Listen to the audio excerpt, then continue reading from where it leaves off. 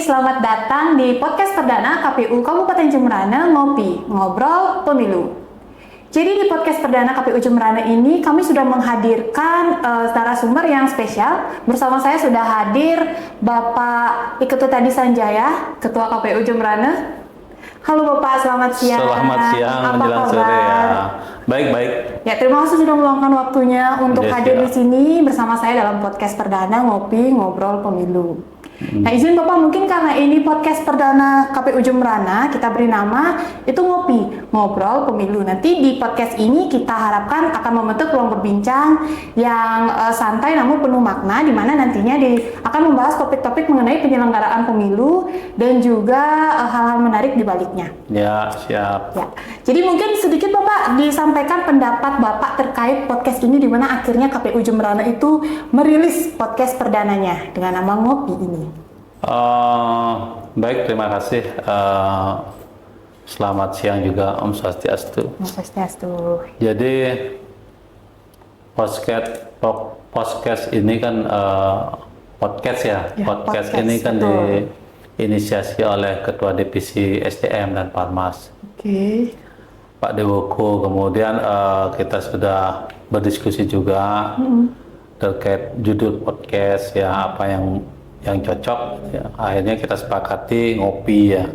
Jadi ngobrol tentang pemilu kan begitu ya. Kemudian sebenarnya lebih apa namanya afdol lagi kalau di meja ini ada kopi gitu ya kayak. Iya, jadi mungkin nanti ya harus ada kopinya. catatan ya Bapak ya. Ya, jadi inisiatornya dari Ketua Divisi SDM ya untuk podcast yang pertama kali ini ya, yang dipandu oleh Indah ya. Berarti nanti kedepannya juga akan pasti ada episode-episode lanjutannya Pak ya terkait ini. Iya, karena ini kan berlanjut ya. Iya. Oke, jadi memang sekarang ini di masyarakat sudah banyak ya Bapak konten-konten podcast seperti ini di mana digunakan sebagai media informasi. Ya nanti mungkin KPU Jemberana khususnya akan menampilkan episode-episode yang narasumbernya menarik juga ya Bapak. Ya, betul.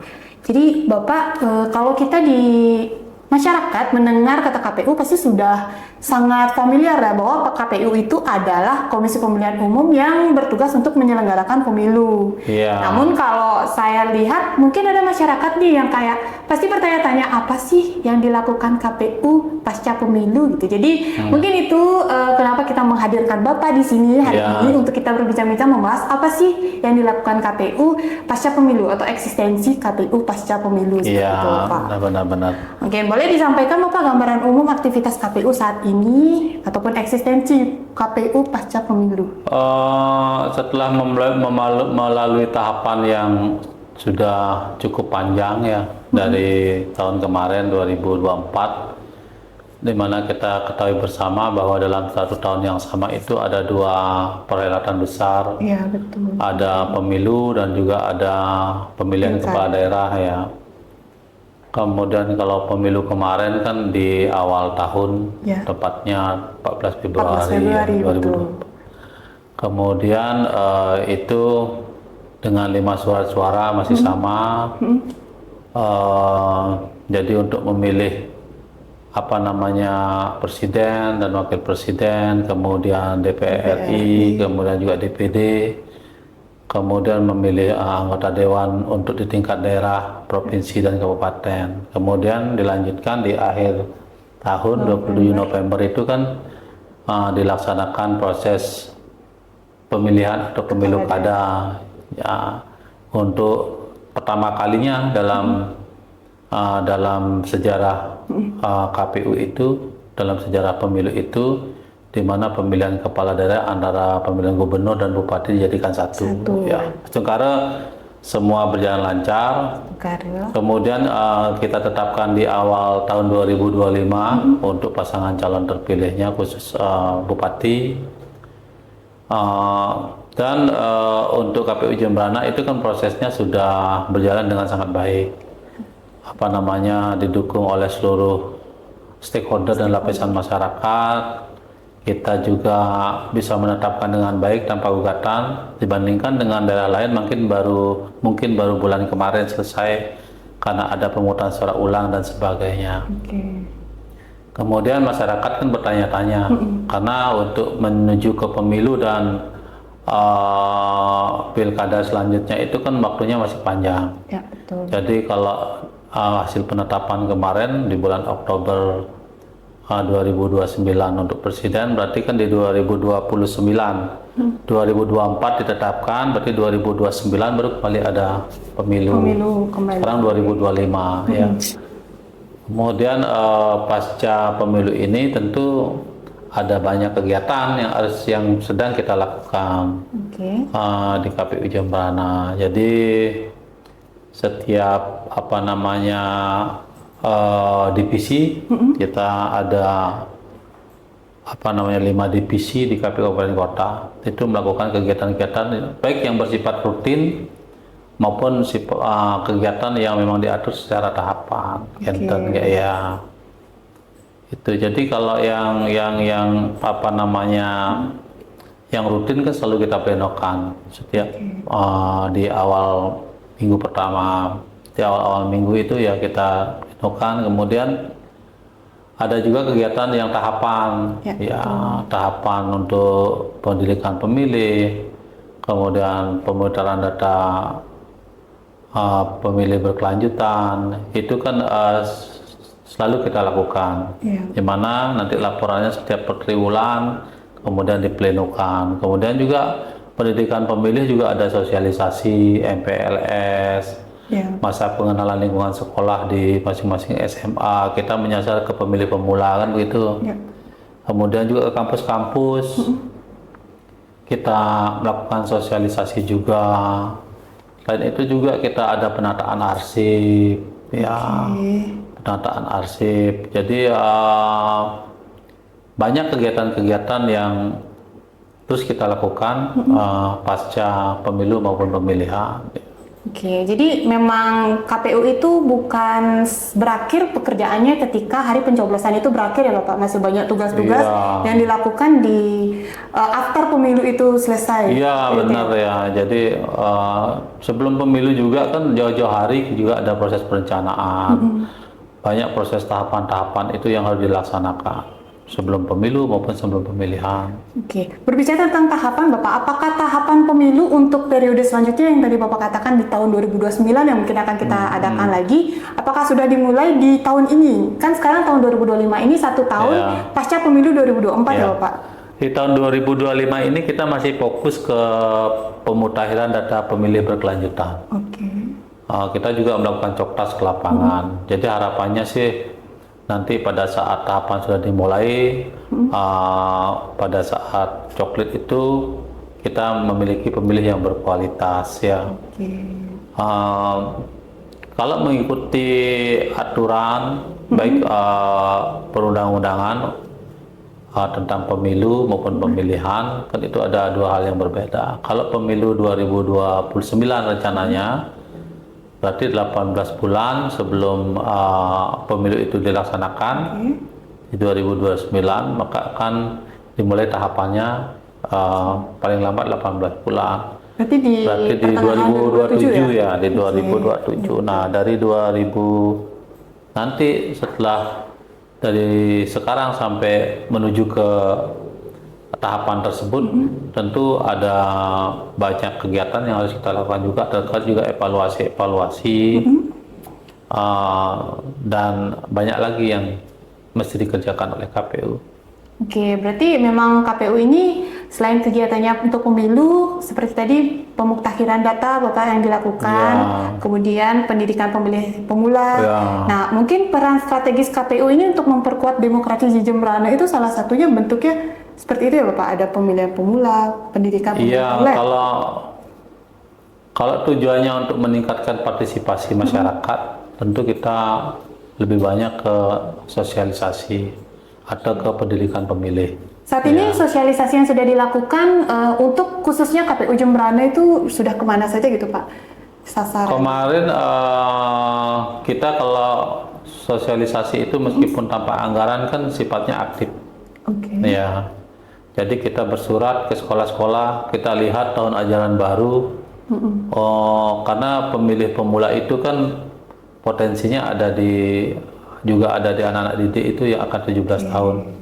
Jadi kita bersurat berkoordinasi ke masing-masing sekolah untuk diberikan waktu melakukan sosialisasi terkait pemilu dan demokrasi. Nah, jadi masa anak-anak muda itu generasi Gen Z sekarang ya. Ya, sekarang kita jadi dia biar memahami juga itu apa pentingnya memilih, kenapa harus memilih, bentuk juga dari rasa cinta tanah air juga untuk karena dengan dia ikut aktif memilih, dia juga bisa berpartisipasi dalam membangun pemerintahan yang lebih baik seperti itu dengan memilih pemimpin yang baik seperti itu. Berarti sasarannya memang untuk pendidikan pemilih pemula sesuai dengan namanya pendidikan pemilih pemula, berarti memang menyasar anak-anak SMA, kuliah seperti itu ya Bapak yang baru memasuki usia 17 tahun ya? Iya, karena pemilih pemula itu kan pemilih yang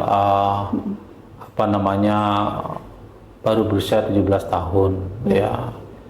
Itu kan kebanyakan generasinya ada di sekolah-sekolah yang sekarang mungkin sudah ke kelas 12 mungkin ya. Ya, kelas 12 mereka. Oke, kalau untuk yang di Banjar-Banjar ataupun yang sudah sudah melewati batas usia sekolah itu bagaimana Pak? Kalau sosialisasinya. Program prioritas nasional itu sebenarnya tidak hanya pemilih pemula tetapi juga kaum marginal juga. Kemudian ada lagi selain itu yang juga harus menjadi sasaran untuk dilakukan sosialisasi. Nah, karena ini kita fokus masih di pemilih pemula, kita laksanakan di sana dulu. Nah, nanti ke depannya mungkin kita menyasar segmen yang lain seperti itu untuk pendidikan pemilihnya ya. Karena Bapak tadi katakan bahwa KPU Jembrana khususnya untuk pemilu dan pilkada ya, itu tidak ada konflik ya Bapak ya, jadi cepat prosesnya selesai, jadi tidak ada istilahnya konflik. Sengketa ya. Ya betul. Tidak ada PHPU, perselisihan hasil pemungutan. Nah itu pemilihan mungkin umum ya. Kedepannya apakah ada tahap evaluasi terhadap pelaksanaan pemilu itu yang sudah berlangsung yang dilakukan di KPU Jembrana? Kalau evaluasi kan selalu. Setiap tahapan itu kita lakukan evaluasi untuk kedepannya menjadi lebih baik seperti itu. Evaluasi secara segi teknisnya, kemudian juga mungkin aturannya seperti itu ya. Kita sampaikan. Memang kita bukan di kabupaten ini kan bukan sebagai penentu daripada kebijakan, regulasinya ada di pusat, tapi kita menyampaikan apa yang berhubungan untuk perbaikan terkait aturan-aturannya seperti itu. Jadi sebenarnya yang penting itu terkait koordinasi dan juga komunikasi antara pusat dan kita yang di daerah. Antara kalau dalam pemilu atau pemilihan itu pertama kan tentu ada pesertanya, kemudian ada penyelenggaranya dan ada pemilihnya. Nah itu harus ada koordinasi yang baik, perencanaan yang baik. Kemudian pesertanya juga, jadi kita berikan informasi yang seluas-luasnya, apa yang boleh dan apa yang tidak boleh dilaksanakan. Kemudian sebagai penyelenggara juga kita harus selalu belajar untuk melaksanakan semua tahapan-tahapan itu ada berjalan sesuai dengan regulasi yang ada seperti itu ya. Berarti memang penting sekali peran serta masyarakat ya Bapak untuk pelaksanaan pemilu ini. Kalau ada pemilihnya, ada pesertanya, siapa yang mau ikut pemilu atau pemilihannya gitu ya? Penyelenggara aja ada kan nggak bisa juga. Nggak ada pemilih. Iya, nggak ada pemilihnya, nggak ada yang ikut, siapa yang mau. Jadi sebenarnya kalau melihat flashback ke belakang itu sebenarnya pemilu di Kabupaten Jembrana khususnya sudah berjalan dengan baik ya Bapak. Nah, apakah itu menjadi tantangan utama KPU ini untuk menjaga kepercayaan publik itu seperti apa Bapak? Kita kan dalam bekerja itu kan ada prinsip-prinsip penyelenggaraan. Jadi ada yang efektif, efisien, kemudian profesionalitas, proporsional, kemudian akuntabilitas. Jadi integritas juga itu kan harus memang benar-benar dijalankan dengan baik. terutama integritas ya. Jadi kalau semua prinsip-prinsip penyelenggara itu sudah dilaksanakan dengan baik, kemudian bekerja dengan jujur, apa adanya, sesuai dengan regulasi, bukan ada apanya, saya rasa semuanya akan dipermudah. Ya seperti itu. Ya. Harus berintegritas ya. Tetap berintegritas ya. Ya. Kita kan ASN ada berakhlak ya Bapak kita. Ya. Ada semua berakhlak kalau di ASN ya. Ya, berarti mungkin kita flashback lagi Bapak, tadi kita sudah bicara tentang bagaimana kinerja KPU, bahkan walaupun tidak ada tahapan yang sudah pasca pemilu, tapi KPU masih menjalankan tugas tanggung jawabnya untuk persiapan juga pemilu di periode selanjutnya gitu. Mungkin sedikit cerita Bapak hal-hal unik ataupun berkesan ketika pelaksanaan tahapan pemilu sebelumnya. Bapak kan sudah mengikuti berapa kali tahapan pemilu Bapak, kalau boleh tahu sebelumnya? Kebetulan saya kan sudah 2 periode. Ya, kalau periode pertama kan sebagai ketua divisi teknis penyelenggaraan ya. Kemudian periode kedua ini oleh teman-teman dipercaya sebagai ketua. Jadi sebenarnya sebelum sebagai anggota KPU saya juga kan pernah bekerja sebagai anggota PPK, panitia pemilihan kecamatan. Ya, jadi pernah juga terlibat dalam pemilihan gubernur pada waktu 2018, kemudian ada pemilu 2019, kemudian pilkada 2020 untuk pemilihan bupati, kemudian pemilu dan pilkada 2024. Memang ada setiap pemilihan, setiap masanya itu kan pasti ada kendala-kendala. Kalau di teknis misalkan, kalau dulu masih dilakukan pemungutan dan penghitungan suara pada saat rekapitulasi di TPS itu kan dengan manual. Masih manual ya? Salinannya banyak waktu itu ya. Kemudian dievaluasi, kemudian disempurnakan oleh KPU RI sehingga muncullah Sirekap. Sistem informasi rekapitulasi. Jadi tinggal pakai foto, pakai aplikasi. Jadi hasilnya lebih cepat dan akurat. Kemudian juga KPPS tidak perlu bikin salinan yang banyak. Kalau dulu sampai 41 salinan dia bikin, capek itu tulisannya, angkanya bisa salah.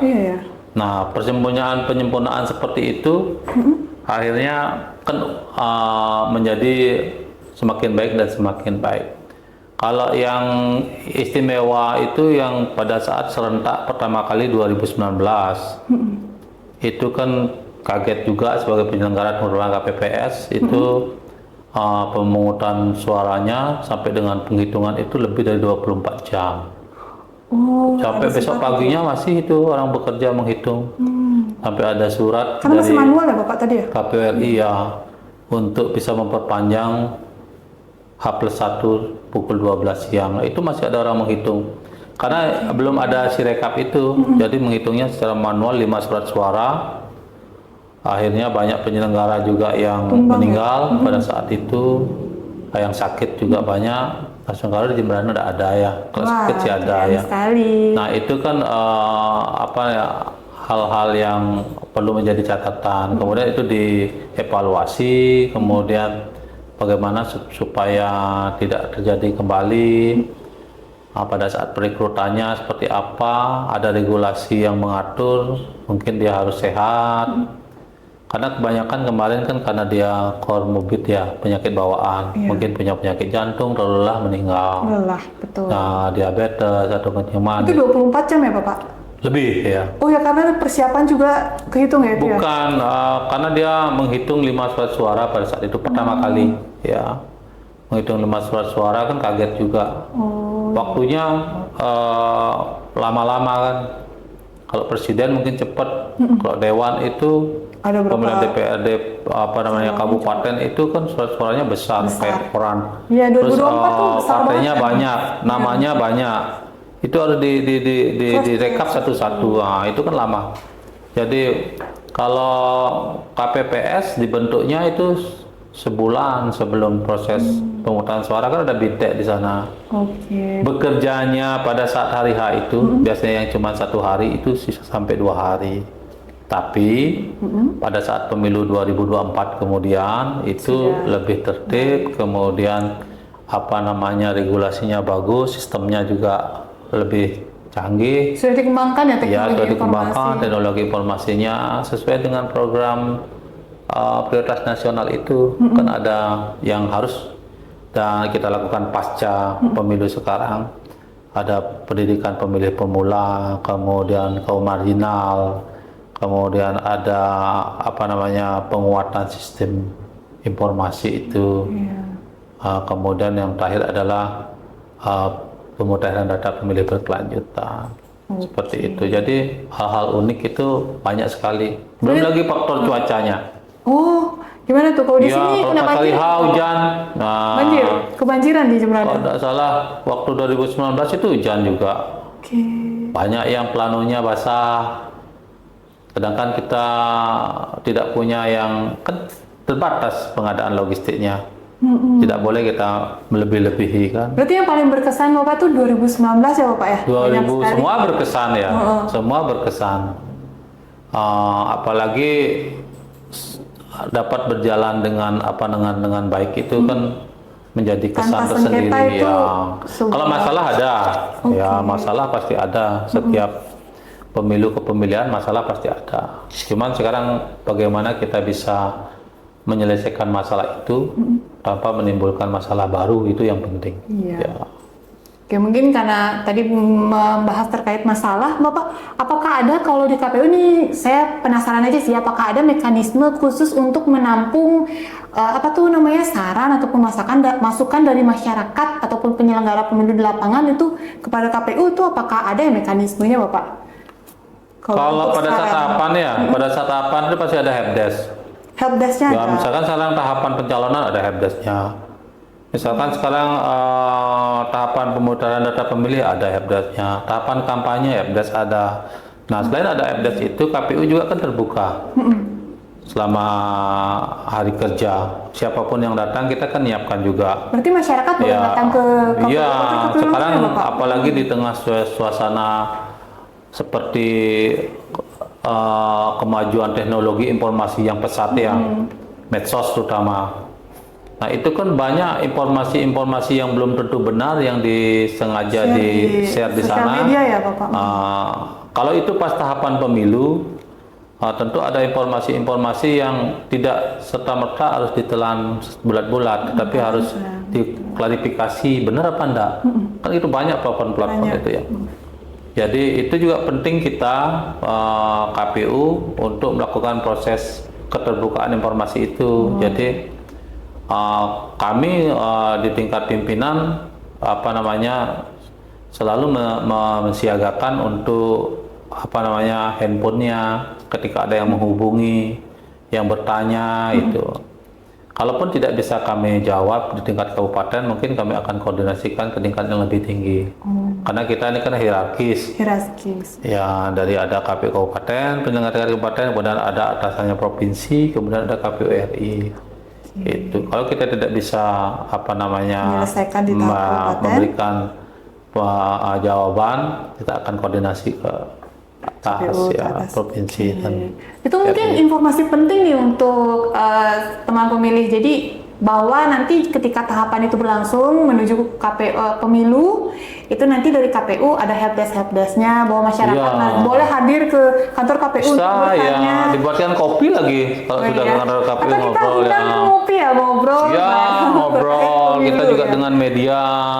Kita sudah siapkan juga tempat untuk ngopi-ngopi di di Jineng ya. Iya.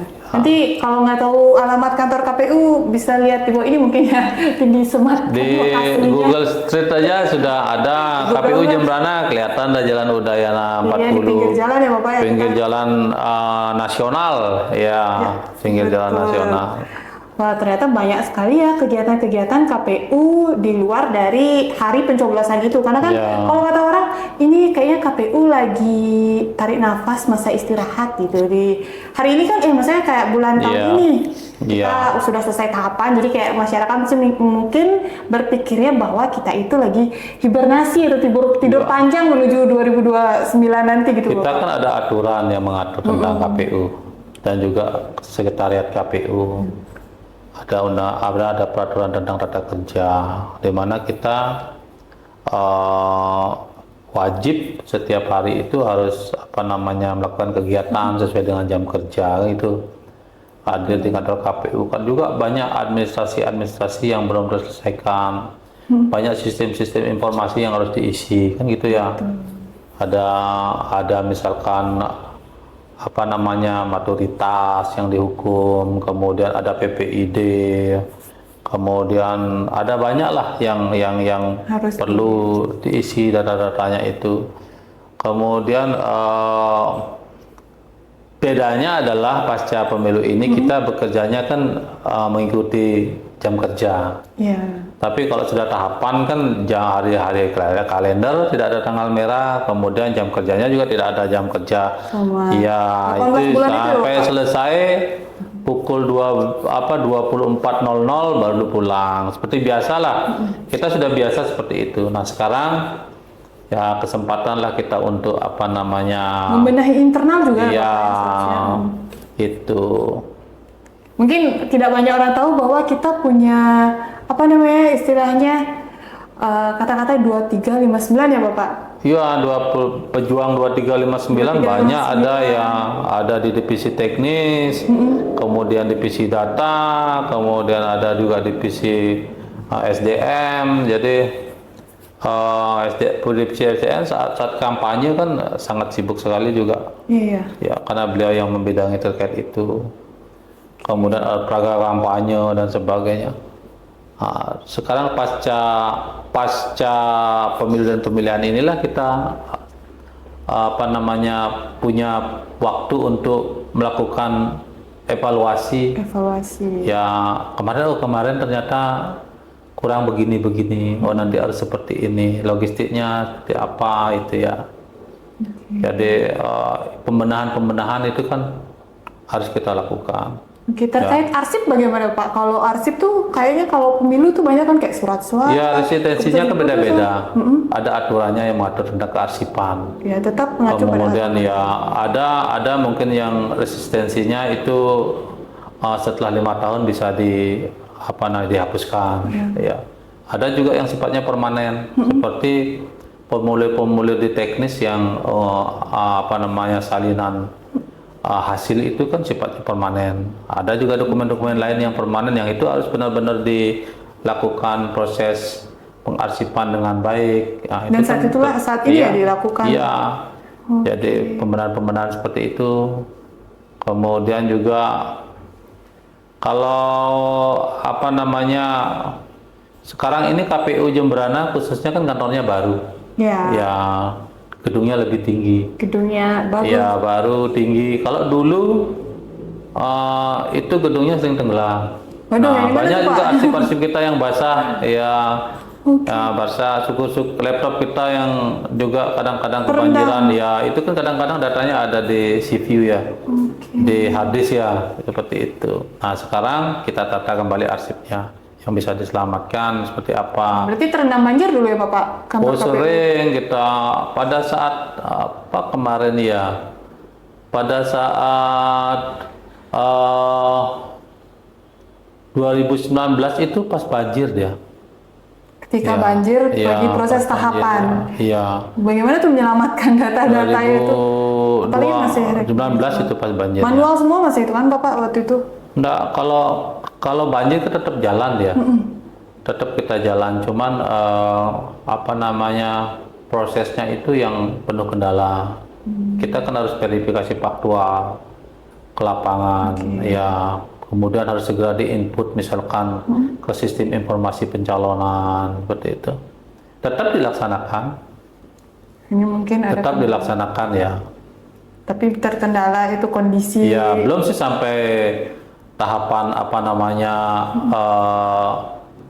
istilahnya tidak sampai dihentikan lah proses tahapan itu, tetap berjalan tahapannya. Harus tetap berjalan tahapannya. Ya, kemudian pada saat 2020 yang sangat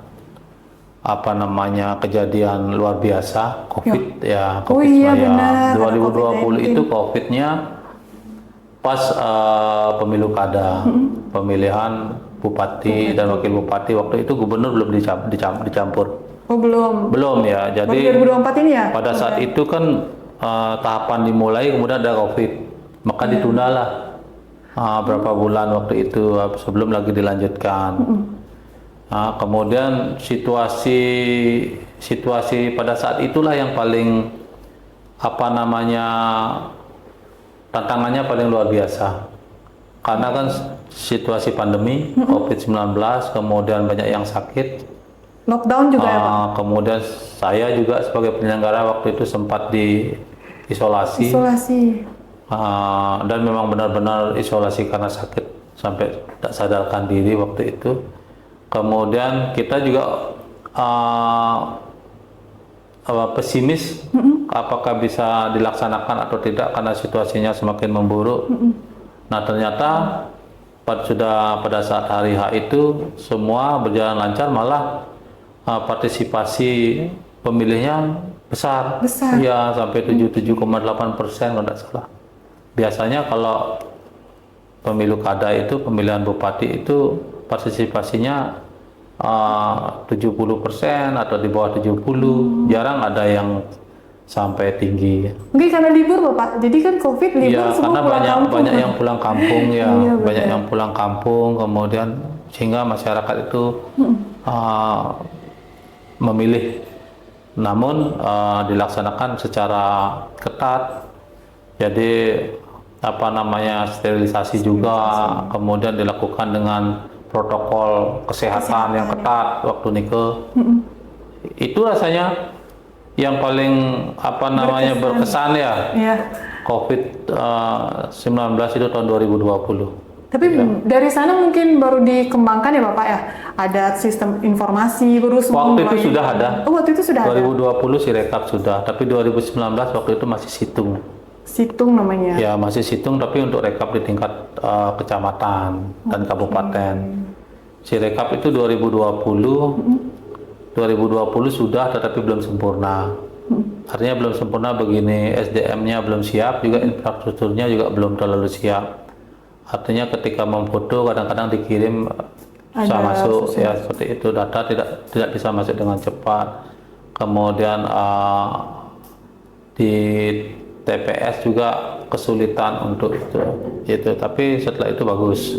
Kalau yang di 2024 apa nggak ada yang gebrakannya gitu Pak, yang dar-der-dor gitu? Itu termasuk gebrakannya menyempurnakan Sirekap. Buktinya pada saat itu kita sangat cepat bisa mengupload hasil, dan teman-teman bekerja sangat gigih untuk jajaran KPU Jemberana, sehingga Sirekapnya kita kan dapat penghargaan itu ya. Oh iya ya. Ya terbaik sebalik kalau tidak salah untuk datanya, karena kita harus cepat itu untuk datanya. Kemudian kebetulan ada peralihan kan dari komisioner lama ke komisioner baru. Jadi ada pergantian anggota KPU. Kita berlima di periode pertama 2018-2023. Kemudian yang 4 diganti dengan yang baru. Itu kan ada istilahnya penyesuaian kembali ritme kerja masing-masing. Ternyata oleh teman-teman, karena saya yang satu-satunya incumbent, ditunjuklah untuk sebagai ketua. Kemudian kita kerjasamanya bagus dengan sekretariat juga. Kemudian kita benar-benar kolektif kolegialnya itu benar-benar dilaksanakan, sehingga Astungkare kemarin KPU Jemberana itu bisalah memperoleh banyak prestasi.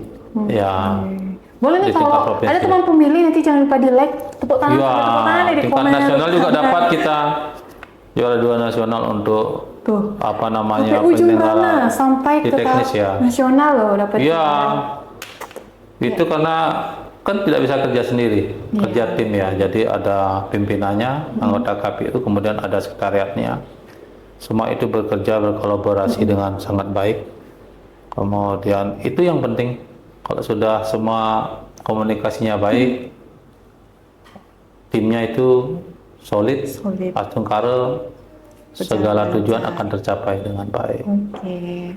Keren sekali KPU Jemberana.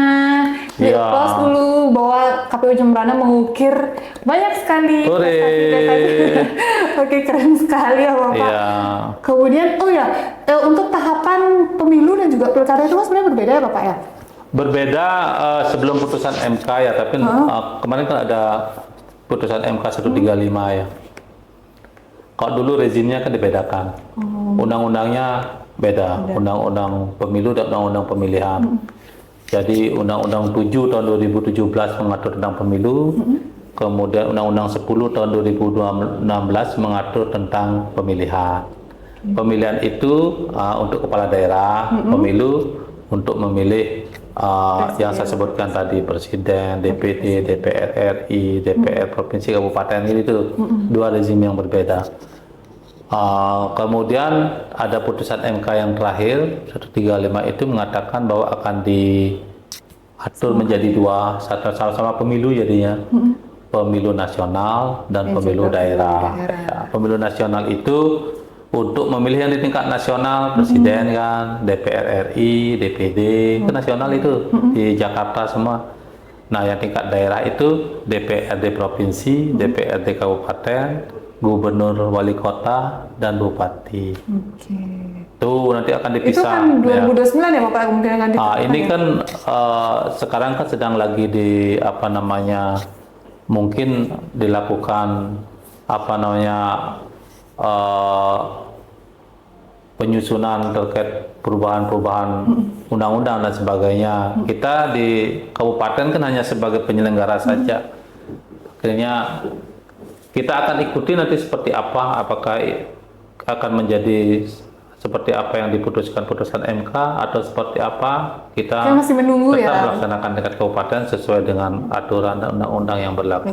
Pada saat nanti 2029 ya. Dan kita masih menunggu juga nanti inovasi-inovasi baru di 2029 terkait kepemiluan ini. Siapa tahu ada aplikasi baru atau regulasi baru yang pasca pemilu ini kita juga kan tetap untuk pergantian antar waktu, kalau ada kan tetap KPU yang nanti akan mengusulkan ketika ada PAW. Kalau daerah lain kan banyak itu PAW itu pergantian antar waktu. Anggota dewan misalkan ada, mudah-mudahan tidak ada ya, ada yang meninggal, ada yang mungkin mengundurkan diri, ya itu kan menjadi tugas dari KPU untuk mengusulkan kepada DPR. Wah, banyak sekali informasi-informasi yang bisa kita terima di pembicaraan kita kali ini, Bapak.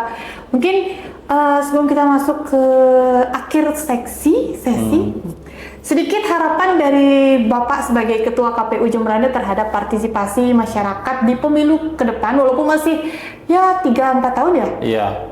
Tapi bagaimana harapan Bapak terhadap partisipasi masyarakat, khususnya untuk masyarakat Kabupaten Jemberana? Iya. Jadi besarnya pemilih pemula juga, karena kita juga kan melakukan pemudahan data pemilih berkelanjutan. Kita sudah melihat juga peningkatan jumlah pemilih. Selama 1 tahun ini mungkin ada peningkatan sebanyak 2.000 pemilih ya. Kemudian harapan kami sih khususnya generasi muda ya, agar lebih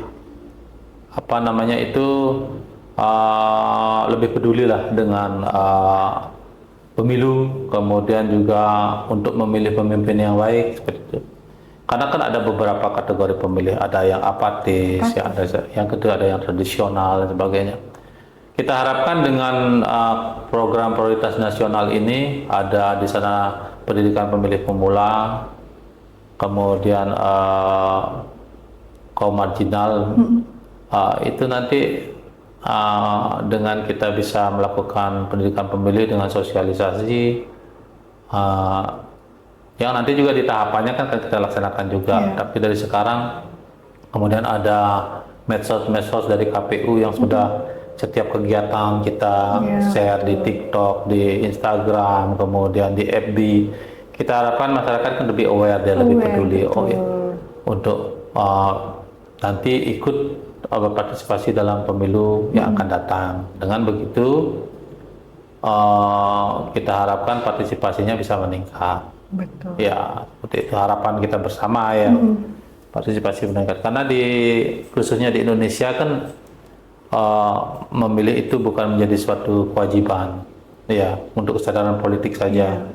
Kalau kewajiban mungkin di negara lain ketika menjadi suatu kewajiban berarti kan ketika tidak datang ada apa namanya sanksi ya, ada sanksi yang diterima. Tetapi kok di sini kan kesadaran politik ya, kesadaran masyarakat untuk menggunakan hak pilihnya itu enten. KPU lah tugasnya. Tetapi untuk pendidikan pemilih ini, untuk partisipasi ini sebenarnya tidak KPU saja, juga dengan pemerintah daerah, kemudian dengan stakeholder yang lain itu. Berarti KPU memang bekerja sama dengan stakeholder lain? Iya, jadi harus kerjasama berbagai pihak ya untuk bisa meningkatkan itu. Kalau KPU sendiri kan tidak maksimal, mungkin belum terlalu maksimal kalau tidak didukung oleh instansi-instansi lain untuk itu ya. Oke, sebenarnya sudah cukup ya Bapak, sudah banyak sekali informasi-informasi dan juga penjelasan yang diberikan yang sangat bermanfaat. Jadi nanti mungkin untuk teman pemilih saya harapkan untuk mencari informasi itu boleh ke situs resmi KPU ya Bapak ya. Benar. Sebaiknya di situs resmi KPU ada Instagram, ada Facebook, bahkan TikTok sekarang sudah ada. Dan kita sudah membuat ngobrol seputar pemilu. Nanti bisa ditonton untuk mendapatkan informasi-informasi lebih lanjut terkait kepemiluan. Betul ya. Oke, terima kasih Bapak atas waktu dan penjelasannya. Ya, sama-sama ya. Ya, dari obrolan ini mungkin kita bisa simpulkan bahwa tugas KPU itu tidak hanya berhenti di hari pencoblosan, tetapi di pasca pemilunya itu masih banyak sekali tanggung jawab besar dan memastikan setiap proses itu berjalan transparan, terdokumentasi ya Bapak, dan siap untuk menyambut pemilu periode selanjutnya. Iya, yang akan datang. Ya, betul. Baik teman pemilih, jangan lupa ikuti terus informasi resmi dari akun KPU dan jangan lupa untuk menonton episode Ngopi berikutnya.